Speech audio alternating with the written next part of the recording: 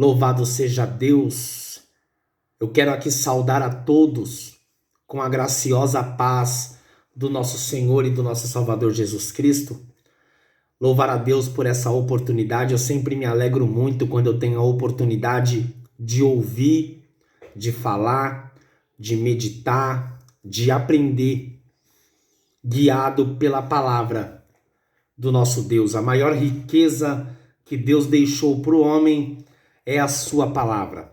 Eu acredito por fé que você já foi tocado pelos louvores, você já foi ministrado através do louvor. Eu acredito que você já foi tocado pelo poder da oração, mas eu quero que você agora abra o seu coração. Eu quero te pedir permissão para poder junto com você agora eu entrar na tua casa. Você que acompanha essa live, eu quero pedir licença para entrar na tua casa. Eu tenho comigo uma palavra de Deus para tocar na sua alma. Amém? Eu quero que você abra comigo a sua Bíblia no Evangelho de Lucas, no capítulo de número 17 e no versículo de número 11. Lucas, capítulo 17, versículo de número 11. Diz assim a Bíblia: De caminho para Jerusalém, Jesus passava pelo meio de Samaria e da Galiléia. Ao entrar numa aldeia, saíram-lhe ao encontro 10 leprosos, que ficaram de longe e gritaram: Jesus, Mestre, tenha misericórdia de nós. Ao vê-los, Jesus disse: Vão e apresentem-se aos sacerdotes. E aconteceu que, indo eles, foram purificados. Um dos 10, vendo que estava curado, voltou dando glória a Deus em alta voz e prostrou-se com o rosto em terra aos pés de Jesus, agradecendo-lhe. E este era samaritano. Então Jesus perguntou: Não eram 10 os que foram curados? Onde estão os outros 9? Não se achou quem voltasse para dar glória a Deus, a não ser este estrangeiro? E lhe disse: Levanta-se e vá. A tua fé te salvou. Eu quero te convidar para pensar sobre o segredo de permanecer. O segredo não é chegar. O segredo não é começar. O segredo não é criar. O segredo não é se entregar. Isso tudo são partes do processo. Mas a parte fundamental do propósito e do processo com Deus é a permanência. Deus, ele vela e cumpre com a tua promessa sobre a vida daquele que permanece. Entenda que quando eu cheguei, quando você chegou, quando nós chegamos, talvez você que tenha um pouco mais de tempo dentro da igreja, você sabe que quando nós chegamos, Jesus muitas das vezes faz questão de se apresentar em nossas vidas. E ele se apresenta em nossas vidas nos dando uma libertação, nos dando uma cura. Jesus se apresenta em nossas vidas operando uma maravilha, restaurando um casamento, salvando a vida de um filho. Jesus, ele aparece em nossas vidas dando sinais de que ele é o Senhor. Porém, os sinais, a chegada de Jesus, ela meio que paralisa no meio de sua caminhada. E se você não se aprofundar na sua espiritualidade, você acaba esquecendo daquele início com Jesus. Você acaba se esquecendo da libertação que você teve. Você acaba se esquecendo da cura que você recebeu.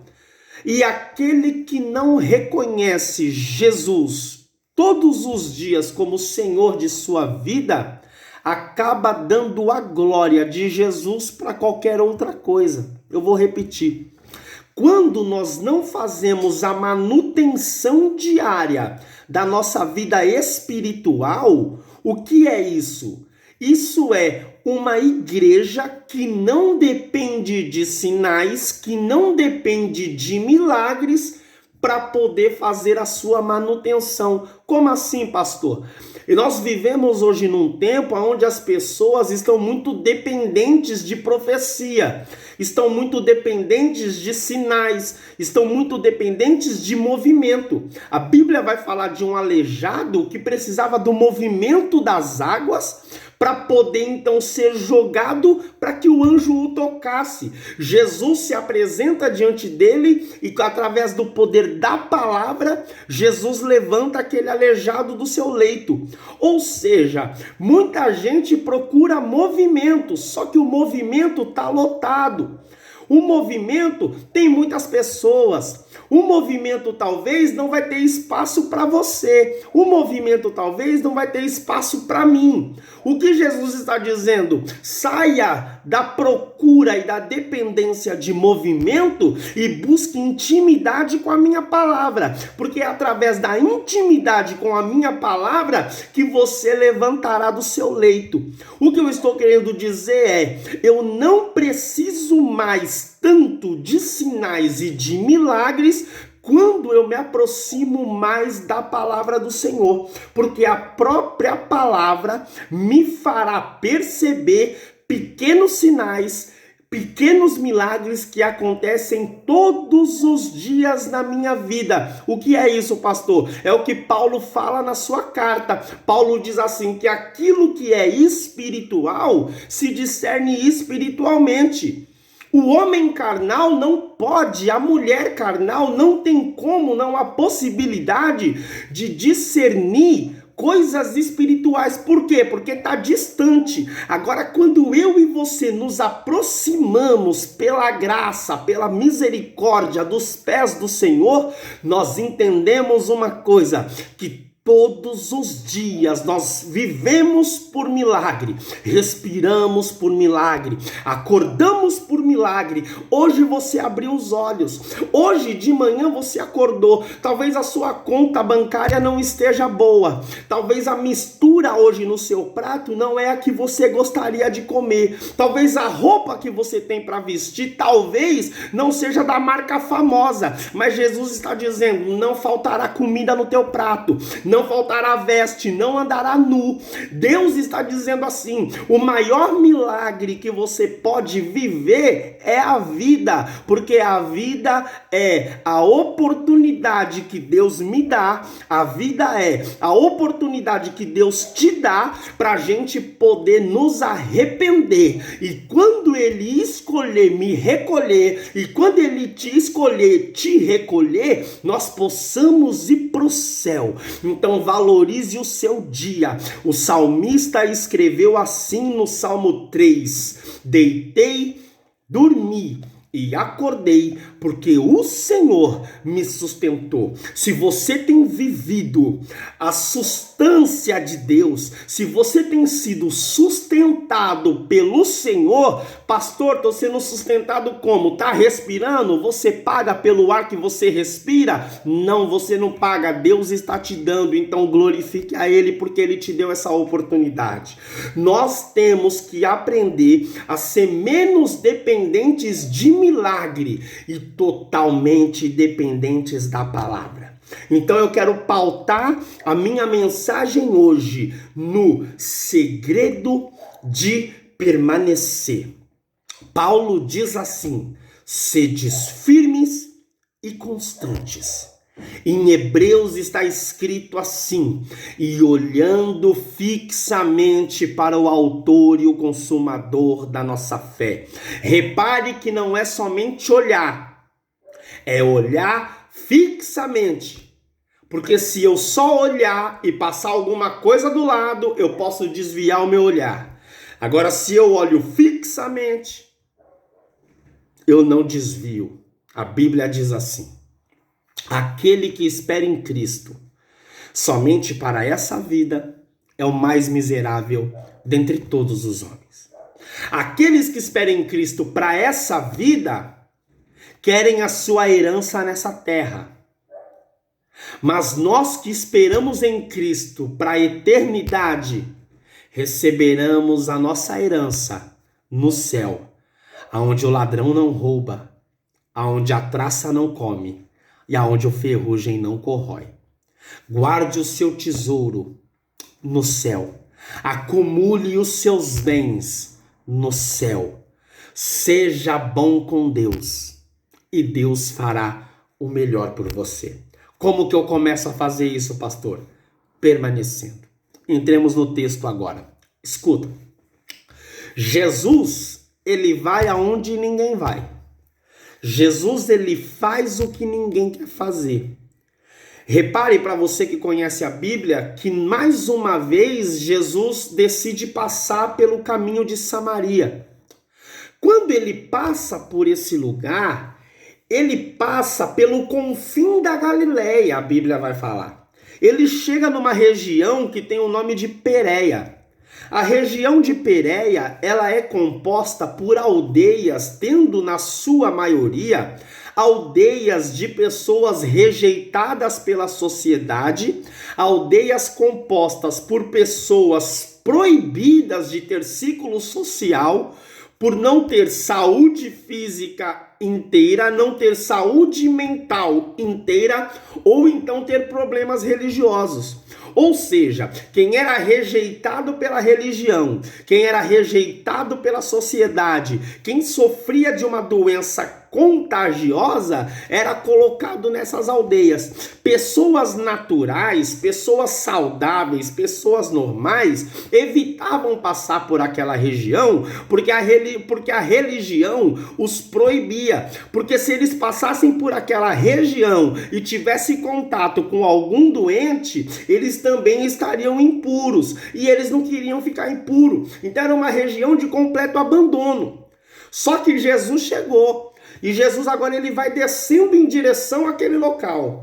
Quando ele chega no local, a gente viu aqui no versículo de número 12, que se defronta com Jesus 10 leprosos. Existia uma lei que está lá em Êxodo, que um leproso ele precisa ficar uma distância mínima de 15 metros de uma pessoa saudável. Repare que o preconceito da lei em relação a esses leprosos já os tinham convencido. Porque repare que o texto vai dizer no versículo de número 12, que eles encontraram Jesus, e no versículo 13 diz assim, e que ficaram de longe e gritavam, Jesus, tenha misericórdia de nós. Repare que a sociedade implantou a convicção na mente de quem está doente de que eles não têm o direito de se aproximar. Talvez você tenha sido convencido de que você não pode entrar em alguns lugares. Talvez você sonhou em ter um emprego bom e alguém disse assim para você, você não tem a mínima condição de conseguir, se contenta com a miséria que você vive. Talvez você já sonhou em morar numa casa melhor e alguém disse assim, eu duvido, você não pode, se contente com isso que você tem, porque lá você não vai poder chegar, porque lá você não vai poder conquistar, porque você não vai ter para pagar. E a Bíblia está dizendo que esse tipo de situação convence aquele que é afetado. Esses leprosos, quando eles se aproximam de Jesus, repare que eles não são igual a mulher do fluxo de sangue, porque a mulher também não poderia tocar, só que ela rompe tudo e toca na orla das suas vestes. Repare que o cego Bartimeu, colocado à beira do caminho, ele grita por Jesus, para Jesus ir ter com ele. Repare que Jesus manda ele vir para o caminho. Jesus não vai para a beira, porque Jesus não trabalha com beira.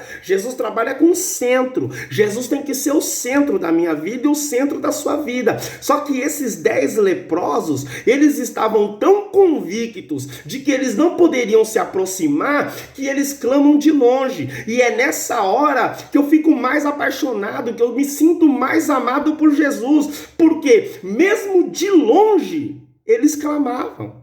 E mesmo de longe, Jesus ouviu. Oh, meu irmão, eu quero dizer para você aqui que se acha que está longe. Eu quero dizer para você aqui que talvez fica olhando a gente pregar, fica olhando o pastor e a pastora falar, fica olhando os louvores e fala assim: meu Deus, eu queria ser como eles. Eu queria ter a fé que eles têm. Ah, eu me sinto tão longe. Eu quero falar com você que foi distanciado. Eu quero falar com você que a sociedade te escanteou. Eu quero falar com você que é desprezado na empresa, que é desprezado na escola. Eu quero falar com você que quer fazer uma faculdade, mas alguém disse para você que você não vai conseguir porque você não vai ter dinheiro para pagar. Eu quero dizer para você que quer andar de carro e alguém disse para você assim: se contenta com a sua bicicleta que você não vai ter nada. Eu quero dizer algo para você aqui que se sente longe. Clame de longe, mas clame, porque ele escuta, irmão.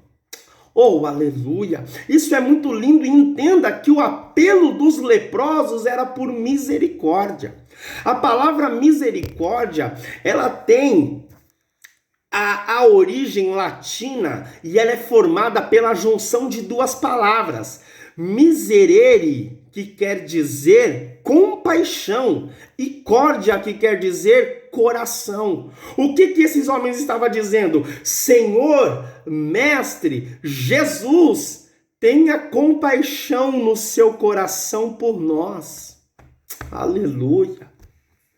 Sabe o que quer dizer compaixão, meu irmão? Compaixão quer dizer assim: sinta, Jesus, o que eu estou sentindo. Senhor Jesus, olha a solidão que eu estou sentindo, o Senhor é capaz de sentir também.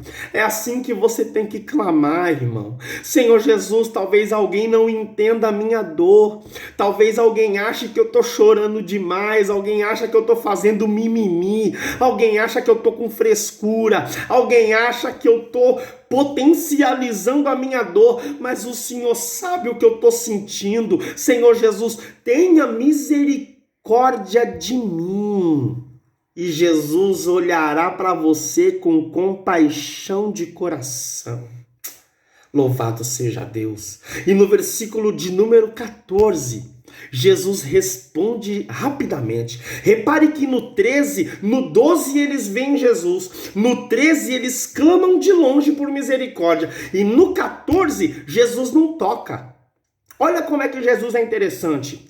Jesus respeita a distância que você impõe. Sabe por quê? Porque em Mateus vai nos narrar a história de um leproso que se aproxima de Jesus e diz assim: Senhor, se quiser, o Senhor pode me tornar limpo. E a Bíblia diz que Jesus toca nele e diz assim: eu quero ser limpo. E ele se purifica. Ou seja, a lepra era a mesma, a doença era a mesma, a lei da distância servia nos dois casos, só que o primeiro de Mateus, ele se aproxima de Jesus, e quando eu, mesmo leproso, quando eu, mesmo doente, quando eu, mesmo rejeitado, quando eu, mesmo sendo castigado pela sociedade, me aproximo de Jesus, de maneira nenhuma ele me lança fora, ele aceita a minha aproximação e ele toca onde ninguém toca, ele toca no intocável, mas ele toca. Só que no segundo caso, nesses 10 leprosos, eles clamam de longe, e Jesus respeita a distância que você impõe diante dele. Eu vou te explicar isso. Se você decidir, porque lepra todos nós temos, meu irmão. E eu não estou falando de ferida na pele, não. Estou dizendo de ferida de alma. A lepra na alma eu tenho, você tem. Agora, se você decidir se aproximar dele e dizer, Senhor, toca, ele toca. Agora, se você impor uma distância, Jesus é educado. Ele respeita a distância que você impõe, mas mesmo assim não impede da provisão chegar sobre a tua vida. Aleluia! Ó, de longe eles clamam, Senhor, tem misericórdia. E de longe Jesus responde no 14 com a palavra profética dizendo assim: vão aos sacerdotes e se apresentem a ele. Repare que a cura não veio na hora. O primeiro caso de lepra, Jesus toca e ele é limpo na hora. Nesse momento aqui, Jesus exige obediência. Vocês vão, ainda leprosos, vocês vão. Eu coloco uma distância e clamo por misericórdia.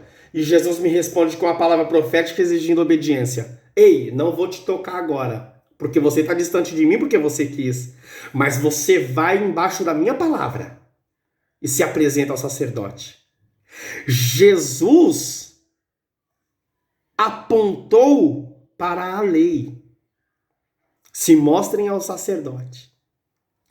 A mesma lei que te condenou à solidão será a mesma lei que vai ter que te absolver para reconhecer que Jesus é na tua vida.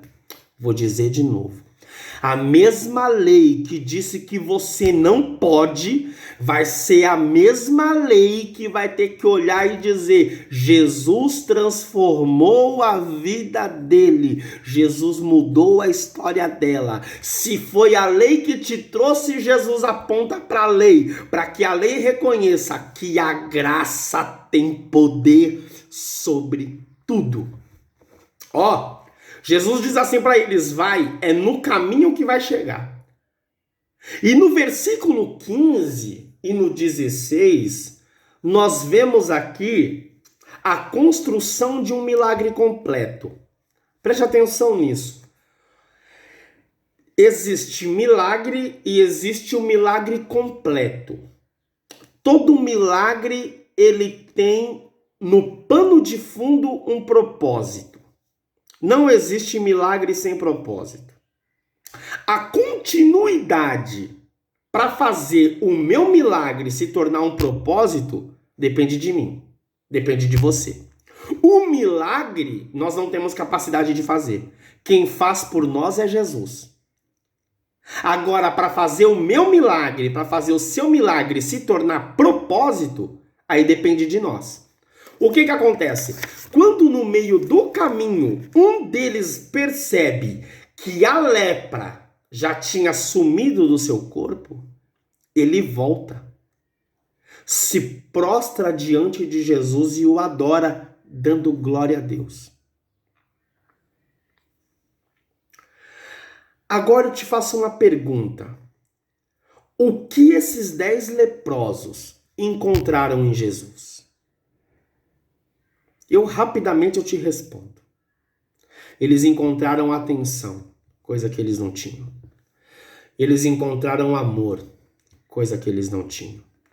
Eles encontraram em Jesus alguém que se importava com eles, coisas que eles não tinham. Eles encontraram em Jesus alguém com disponibilidade para poder ajudar sem julgar, coisa que eles não tinham. Muitos julgam a sua lepra, poucos querem te ajudar a curar a sua lepra. Isso que eles encontraram. Só que eram 10. Os 10 foi curado de igual maneira. Só que só um voltou. E isso é uma triste realidade dos nossos dias de hoje. De 10 que se apresentam a Jesus, Jesus vai curar os 10. Só que só um vai voltar. Dificilmente 2. Mas a Bíblia aqui vai trabalhar com um que vai voltar. Quais são os 9 obstáculos que me impedem de permanecer? Irmãos, sabe por que eu, Pastor Kleber, volto todos os dias aos pés de Jesus? Porque eu sou grato. Sabe o porquê que eu, Pastor Kleber, volto todos os dias aos pés de Jesus? Porque todos os dias o inimigo faz questão de me lembrar de onde foi que eu saí. Sabe o porquê que eu, Pastor Kleber, volto todos os dias aos pés de Jesus? Porque Jesus faz questão de me lembrar para onde é que eu vou. Aleluia! Então, nós temos aqui, Deus me deu aqui 9. Foram 9 que não voltaram. E Jesus me deu aqui 9 motivos. 9 obstáculos. que nos impedem de voltar. Se você se identificar com algum desses obstáculos, ore a Deus, peça ajuda aos pastores e eles vão te orientar. O primeiro obstáculo é a falta de conhecimento de quem é Jesus. Esse é um obstáculo. Talvez você já foi curado, talvez você já teve livramento, com certeza você teve. Talvez algo surpreendente já aconteceu na sua história. Só que a sua falta de conhecimento de quem é Jesus fez com que você desse a glória da sua graça alcançada a Maria Aparecida. Desse a glória da sua graça alcançada a deuses estranhos. Desse a glória da sua graça alcançada pelo poder financeiro que o banco te deu. Te emprestou algum recurso, te financiou alguma coisa. Aí você acha que você ganhou alguma coisa porque o seu nome é limpinho. Você acha que você conseguiu conquistar o que você conquistou porque você é bonitinho e a moça da Casas Bahia aprovou o seu crediário. O que acontece? A minha falta de conhecimento de quem é Jesus faz eu atribuir as bênçãos da minha vida a qualquer um. E a Bíblia diz, eu não divido a minha glória com ninguém. Então você, a partir de hoje, reconheça que Jesus é o Senhor da sua vida, tanto no querer quanto no efetuar. Tudo pertence a Deus. A porta é Ele que abre e a porta é Ele que fecha. Deus diz assim tuas palavras, eu crio a ferida e torno a sará-las. Ou seja, a noite de choro é de Deus e as manhãs de alegria também é dele. Eu não sei em qual fase da vida você está, se é na noite de choro, dê graças a Deus, ou se já rompeu o amanhecer e você está alegre, também dê a glória a Deus. Segundo obstáculo que nos impede de voltar aos pés de Cristo, a autossuficiência. Quando eu acho que pelo meu poder financeiro, pelo poder da força do meu braço, eu posso conquistar alguma coisa. Se você é autossuficiente, eu te dou uma dica. Corte o seu topete, desça do seu salto, se prostre na presença e Deus te fará vencedor. Terceiro obstáculo, o desejo por facilidade. Evangelho é sacrifício e não é sucesso. Tem gente que acha que servir a Jesus é sucesso, é modinha. Ei, você vai ficar no meio do caminho porque você vai se frustrar. A Bíblia diz, carregue a tua cruz, renuncie a si mesmo e me siga. Escute aqui, igreja não é balcão de privilégio, igreja não é balcão de barganha. Deus, eu te dou isso para o Senhor me dar aquilo que eu quero. Jesus não trabalha dessa forma. Senhor, eu te entrego meu espírito, meu corpo e minha alma, porque o Senhor já se entregou por mim. A Bíblia diz assim, buscai o reino dos céus e a sua justiça, e o resto será acrescentado. Tem gente que busca todo o resto, pensando que o reino de Deus e a justiça é acrescentado depois. Você está com inversão de valor, e essa inversão de valor te fará sofrer a inversão no juízo, e você será condenado. Repare o que eu estou te dizendo. Quarto obstáculo que nos impede de voltar. A busca por benefícios terrenos. Escute aqui. Jesus Cristo, ele vai suprir toda a sua necessidade, mas não sirva a ele para ser bem-sucedido aqui na terra. Sirva a ele para ter qualidade de vida e saúde de espírito. É isso que ele nos oferece. Quinto obstáculo, a falta de reconhecimento. Repare que o primeiro obstáculo foi a falta de conhecimento. Agora o quinto é o de reconhecimento, porque talvez você já conhece Jesus, mas não quer reconhecer ele todos os dias da sua vida. Se você faça isso, então você pare agora. Sexto obstáculo, o desânimo. É no caminho que nós precisamos nos renovar. Repare que Deus não trabalha com inovação. A inovação não é de Deus. A renovação é um processo do Espírito Santo. Então, se você está cansado, chateado, frustrado, apedrejado, machucado, ore a Deus pedindo renovação e com certeza você vai voltar aos pés do Senhor. O sétimo obstáculo, o não querer renunciar, tem impedido muitas pessoas de não poder voltar. Talvez você goste do seu cigarro, talvez você goste da sua cachaça, talvez você goste de falar palavrão, talvez você goste de fazer muitas coisas. E Deus está te pedindo, renuncia a tudo isso, porque o Espírito Santo não trabalha em templo sujo. Oitavo obstáculo, o não entender que o inferno é real e ele é terrível. Tem gente que pensa que o inferno é brincadeira. Quem mais falou sobre o inferno foi Jesus. E ele disse em uma das suas palavras maravilhosas que é um lugar onde há choro e ranger de dente, o fogo não apaga e o bicho não morre. Cuidado, o inferno ele é real. E o nono obstáculo é a ingratidão.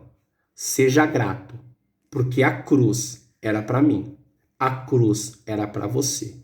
E o único homem inocente que já passeou, pisou e andou por essa terra foi Jesus. E ele assumiu o meu lugar e ele assumiu o seu lugar. E no versículo 19 nós vemos Jesus dizendo assim: não eram 9? Não eram 10 os que foram curados? Por que só um voltou? Os 9 receberam a cura, receberam o milagre, mas não voltaram. Aquele um recebeu o milagre, recebeu a cura e voltou. E quando ele volta, Jesus diz para ele: a tua fé te salvou. Repare, milagre não salva ninguém. O que salva é a gratidão de voltar aos pés da cruz. Então, além do seu milagre, volte aos pés de Jesus e você será salvo. E então você viverá o milagre por completo, que é a regeneração da carne e a regeneração do espírito para o grande dia do Senhor.